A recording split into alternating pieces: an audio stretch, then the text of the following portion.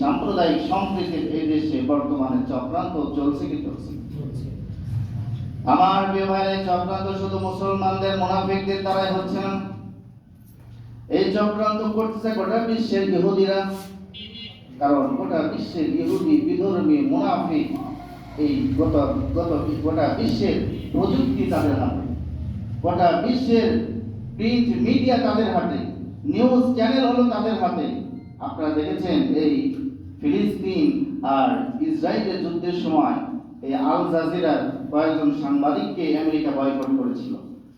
কারণ যদি তারা সত্য কথাগুলো প্রচার করে, আর ইহুদিদের কথা হলো গোটা বিশ্বের মানুষদেরকে তারা মুসলমানদেরকে স্বাধীনতা দিতে চায় না, শুধু নামে মাত্র তারা কি করতে চায়, মুসলমানদের পক্ষে দাঁড়াতে চায়, কিন্তু প্রকৃত পক্ষে তারা কাদের পক্ষে? তারা হলো বিধর্মীদের পক্ষে। এটার কারণে আজকে দেখেন আমার বাংলাদেশে ইসকন নামক একটি সংগঠন, যেটা গত 1966 সালে এটা গোটা বিশ্বে প্রতিষ্ঠিত হয়েছিল। প্রিয় ভাইরা, আমি আমার জুমায় প্রায় বলি যে জুমা মানে হলো একত্রিত হওয়া। গোটা বিশ্বের বর্তমান সিচুয়েশনটা কি, আমার বাংলাদেশের মুসলমানদের প্রেক্ষাপটটা কি, এটা যদি আমি না জানি, না বুঝি, তাহলে তো আমি আমার আল্লাহর কাজ আমি করতে পারবো না। আমার পার্শ্ববর্তী দেশে ভারত স্বাধীনতার পর থেকে আমাদের সাথে তাদের সম্পর্ক খারাপ না ভালো? সম্পর্ক ভালো, কিন্তু তারা এই ভালোর সুযোগ নিয়ে তারা সব সময় আমাদেরকে অশান্ত করার চেষ্টা করেছে। কথা বলেন ঠিক কিনা?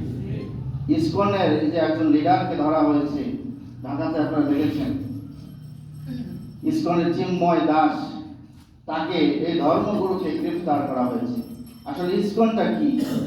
ইসকন সম্পর্কে আপনারা অনেকে জানেন, সেটা হলো ইহুদিদের একটি সংগঠন। সেটা কি ভাই?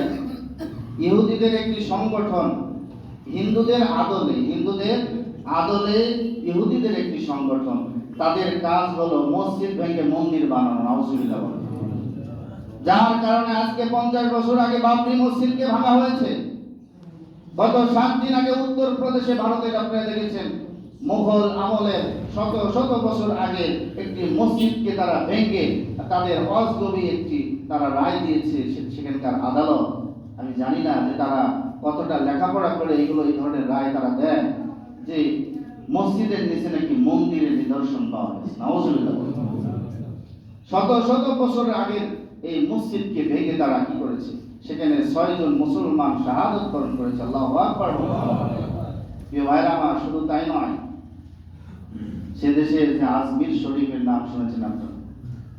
শত বছর আগেকার মুসলমানদের যে একটি ঐতিহ্যবাহী একটি জায়গা, মুসলমানদের একটি আবেগের স্থান, এই স্থানগুলো নিয়ে বর্তমানে ভারত খেলাধুলা করতেছে। কথা বলেন ঠিক কিনা?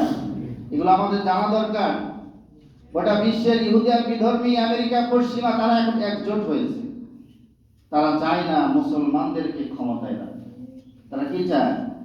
তারা চায় প্রপাগান্ডা চালিয়ে সে দেশের আপনারা দেখেছেন কলকাতার অসংখ্য মিডিয়া তারা বাংলাদেশের নামে কি করতেছে, অসংখ্য মিডিয়া তারা অশ্লীল নিউজ বানিয়ে তারা এই দেশকে অশান্ত করার চেষ্টা করতেছে। কথা বলেন ঠিক কিনা?